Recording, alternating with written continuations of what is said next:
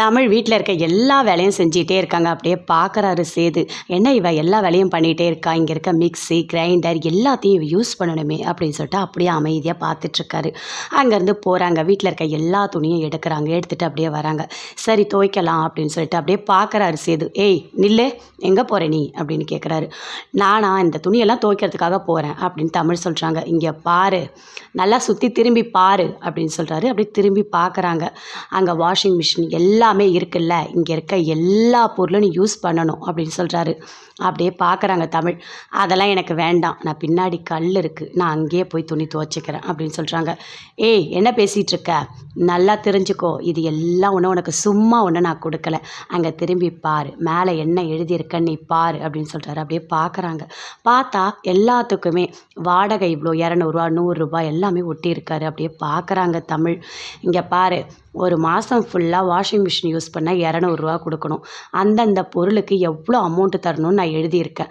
அந்த அமௌண்ட்டெல்லாம் நீ எனக்கு கொடுத்துட்டு இது எல்லாமே நீ யூஸ் பண்ணிக்கோ அப்படின்னு சேது சொல்கிறாரு. அப்படியே பார்க்குறாங்க. பார்த்துட்டு அப்படியே போகிறாங்க. போயிட்டு வாஷிங் மிஷினில் துணியெல்லாம் போடுறாங்க. போட்டுட்டு துவைச்சி எடுத்துகிட்டு வராங்க. எடுத்துகிட்டு வந்து காய வைக்கலான்னு அப்படியே நிற்கிறாங்க. நிற்கும் போது அப்படியே பாட்டி பார்க்குறாங்க. பார்த்துட்டு கிட்ட வராங்க. வந்து சொல்கிறாங்க, ஏய் என்னடி பண்ணிகிட்ருக்க நீ, உனக்கு கொஞ்சமாவது அறிவு இருக்கா, இல்லை மூளை இருக்கா? மாசமாக இருக்க, இப்போ வந்து பக்கெட்டு துணியை துவைச்சி அப்படியே எடுத்துகிட்டு வர, உன்னை யாரடி துவைக்க சொன்னது? மலர் தான் துணி துவைச்சி தரேன்னு சொன்னால, நீ எதுக்கு இதெல்லாம் பண்ணிகிட்ருக்க? வயிற்று புள்ளக்காரி, கொஞ்சம் கூட அமைதியாகவே நீ இருக்க மாட்டியா அப்படின்னு பாட்டி திட்டுறாங்க. இல்லை அம்மாச்சி, நான் வந்து அதெல்லாம் எதுவுமே பண்ணலை அப்படின்னு சொல்கிறாங்க. நீ பண்ணலையா, அப்புறம் எப்படி பக்கெட்டு துணி துவைச்ச அப்படின்னு கேட்குறாங்க. அதுவா, உங்கள் பேரன் இருக்கார்ல, அவர் வாஷிங் மிஷினு டிவி ஃப்ரிட்ஜி எல்லாமே வாங்கி போட்டிருக்காரு. அது எல்லாத்துக்குமே வாடகை கட்டணும்னு சொல்லியிருக்காரு. அதனால் அதையெல்லாம் யூஸ் பண்ணிகிட்ருக்கேன் அப்படின்னு சொல்கிறாங்க. ஓ அப்படியா, சரி சரி சரி, அப்போ நீ எப்போவுமே அந்த மிஷின்லேயே துணியெல்லாம் துவைச்சிக்கோ சரியா? எடுத்துகிட்டு வந்து காய போடும் போது மட்டும் மலரை கூப்பிடு. மலர் நீ போ, நீ போய் துணியெல்லாம் காயப்படு போ அப்படின்னு சொல்கிறாங்க. அதே மாதிரி மலர் போய்ட்டு துணியெல்லாம் காய போடுறாங்க.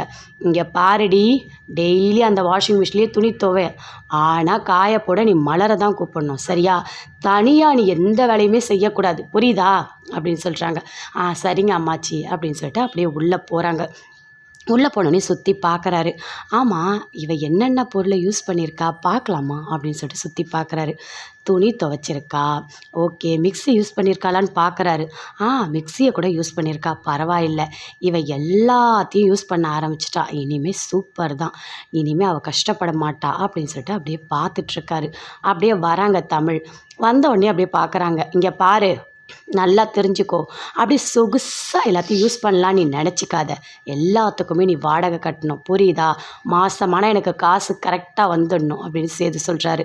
தமிழ் அப்படியே பார்க்குறாங்க. பார்த்துட்டு ஒரு நிமிஷம் உங்கள் பின்னாடி பாருங்கள் அப்படின்னு தமிழ் சொல்கிறாங்க. அப்படியே திரும்பி பார்க்குறாரு. அங்கே இருக்குல்ல துணி, அது எல்லாமே உங்கள் துணி தான். அது எல்லாமே காஞ்ச உடனே நான் எடுத்துகிட்டு வந்து அயர்ன் பண்ணி வச்சுருக்கேன். இதுக்கு நீங்கள் எவ்வளோ சம்பளம் தரணும் தெரியுமா? நிறைய தரணும். அப்போ இந்த காசெல்லாம் கழிச்சா எக்ஸ்ட்ரா நீங்கள் தான் எனக்கு சம்பளம் தரணும் அப்படின்னு சொல்கிறாங்க தமிழ். சொல்லிவிட்டு அங்கேருந்து அப்படியே போகிறாங்க. சேது பார்க்குறாரு. கத்திரிக்காய் சைஸில் இருந்துட்டு என்னென்ன பேச்சு பேசிகிட்ருக்கா, என்ன பேசுகிறா பற்றியா, காசு தரக்கூடாதுன்னு சொல்லிட்டு இப்படிலாம் பண்ணிகிட்ருக்கா அப்படின்னு சொல்லிட்டு சேது அப்படியே மனசுக்குள்ளேயே அப்படியே சிரிச்சிட்ருக்காரு. தமிழ் அங்கேருந்து அப்படியே போகிறாங்க. தாமரை அவங்க அம்மா 2 பேருமே நின்றுட்டுருக்காங்க. அம்மா பாத்தியாம்மா, மாமாவுக்கு அந்த தமிழ் மேலே எவ்வளோ பாசம் பாருமா, washing machine grinder TV fridge எல்லாமே வாங்கி போட்டிருக்காருமா. அம்மா எனக்கு என்னவோ தோணுது, அந்த தமிழ் மேலே அப்படியே பாசம் வந்துட்டா மாதிரி இருக்குமா, அப்படியே கொஞ்சம் கொஞ்சமாக மனசு மாறுதுமா மாமாவுக்கு. இப்போ என்னம்மா பண்ணுறது, இன்னும் குழந்த பிறந்துட்டா, ஐயோ சொல்லவே வேண்டாம், பேரன் வந்துட்டான் பேத்தி வந்துட்டான்னு சொல்லிட்டு இவங்க அட்டூழியம் தாங்க முடியாதுமா அப்படின்னு சொல்லிட்டு தாமரை அவங்க அம்மா கிட்ட சொல்லிகிட்ருக்காங்க. ஆமாடி, நீ சொல்கிறதெல்லாம் எனக்கும் புரியுது. அந்த சேதுக்கு கொஞ்சம் கொஞ்சமாக பாசம் வந்துட்டா மாதிரி தான் இருக்குது. இப்போ என்ன தெரியுமா பண்ண போகிறேன், அந்த குழந்தை வயிற்றை விட்டு வெளியே வரவே கூடாது. அம்மா என்னம்மா பண்ண போகிற அப்படின்னு தாமரை கேட்குறாங்க. அதுக்கு ஒரு பிளான் வச்சுருக்கேன்டி, அந்த குழந்தை வெளியே வந்தால் தானே இதெல்லாம் நடக்கும், வயிற்றுலேயே சாகடிச்சிடுறேன் அப்படின்னு சொல்கிறாங்க. அம்மா உண்மையாவா அப்படின்னு தாமரை கேட்குறாங்க. ஆமாடி, அதெல்லாம் நான் பார்த்துக்கிறேன், நீ கவலையே படாதடி, கண்டிப்பாக அந்த தமிழ் நல்லாவே இருக்க மாட்டா, அவள் குழந்தையும் பெற்றுக்க மாட்டா அப்படின்னு சொல்லிட்டு 2 பேருமே சேர்ந்து பேசிகிட்ருக்காங்க. ஈஸ்வரி அப்படியே ரொம்ப கோவமாக இருக்காங்க. ஆமாம், அவன் எல்லாமே வாங்கி போட்டுட்டானாமே அப்படின்னு சொல்லிட்டு அங்கே ஈஸ்வரியும் சித்ரா 2 பேருமே பேசிகிட்டு இருக்காங்க. ஆமாம் ஆமாம், எல்லாமே செஞ்சிட்ருக்காரு. என்னதான் நடக்க போகுதுன்னே தெரியல. நாம் ஒன்று நினச்சா அங்கே ஒன்று நடக்குது. நம்ம அண்ணன் எவ்வளோ கஷ்டப்படுது அப்படின்னு சொல்லிட்டு சித்ரா சொல்கிறாங்க. ஆமாம், என் பையனை எவ்வளோ கஷ்டப்படுத்திட்டாங்க. அந்த தமிழ் நல்லா இருப்பாளா? அவளை நல்லா இருக்க தான் நான் விட்டுருவேனா? என்ன பண்ண போகிறேன்னு பாரு. அம்மா என்னம்மா பண்ண போகிற? அந்த குழந்தைய எப்படியாவது சாகடிச்சிடணும்டி. அந்த குழந்தை வரவே கூடாது. வந்து இங்கே வாரிசுலாம் உட்காரவே கூடாது. அதுவும் அவள் வயிற்றுல பிறக்கிற குழந்தை இந்த வீட்டுக்கு வாரிசாக வரவே கூடாது. அப்படி வரவும் நான் விட மாட்டேன் அப்படின்னு சொல்கிறாங்க. இங்கே பாரும்மா, நீ எது பண்ணாலும் சரி கொஞ்சம் பொறுமையாக பார்த்து பண்ணு. நாம் இந்த வாட்டி மாட்டிக்கவே கூடாதும்மா. கொஞ்சம் ஜாக்கிரதையாக பிளான் கரெக்டாக போட்டு பண்ணுமா அப்படின்னு சொல்கிறாங்க. அதெல்லாம் நான் பார்த்துக்கிறேன்டி, நீ கவலையே படாத அப்படின்னு சொல்லிட்டு 2 பேருமே சேர்ந்து பேசிகிட்டு இருக்காங்க. பாட்டி உட்காந்துட்ருக்காங்க. அப்போ மலர்கிட்ட சொல்லிகிட்ருக்காங்க, எல்லா பொருளும் என் பேரன் வாங்கி போட்டிருக்கான். என் பேரனுக்கு பாசம் வந்துடுச்சுடி. அவங்க 2 பேரும் சீக்கிரமாக ஒன்றா சேர்ந்துருவாங்க அப்படின்னு பாட்டி சொல்லிகிட்ருக்காங்க. ஆமாம் ஆமாம், அவருக்கு பாசம் இல்லாமலையா இதெல்லாம் பண்ணியிருக்காரு அப்படின்னு மலர் சொல்லிகிட்ருக்காங்க. அதுக்குள்ளே அப்படியே வராரு சேது. அதுவும் என் பேரன் வரான். டேய் இங்கே வாடா அப்படின்னு கூப்பிடுறாங்க. அப்படியே கிட்ட வராரு. வந்த உடனே சொல்கிறாங்க, ஆமாம் என்ன எங்கள் வீட்டில் கொஞ்சம் ஃப்ரிட்ஜு வாஷிங் மிஷின் எல்லாமே ஒரு மாதிரி பழசாயிடுச்சு, புதுசாக வாங்கணும். அதெல்லாம் என்ன ரேட்டுன்னு கொஞ்சம் சொல்கிறியா நீ அப்படின்னு பாட்டி கேட்குறாங்க. என்ன என்கிட்ட இது கேட்குறீங்க அப்படின்னு சொல்லிட்டு சேது சொல்கிறாரு. ஏய் என்னடா, ஒரு ஒரு பழசாயிடுச்சு புதுசாக வாங்கணும், எவ்வளோ ரேட்டுன்னு சொல்ல மாட்டியா அப்படின்னு கேட்குறாங்க. அதெல்லாம் எனக்கு எதுவும் தெரியாது அப்படின்னு சொல்லிட்டு அங்கேருந்து அப்படியே போகிறாரு.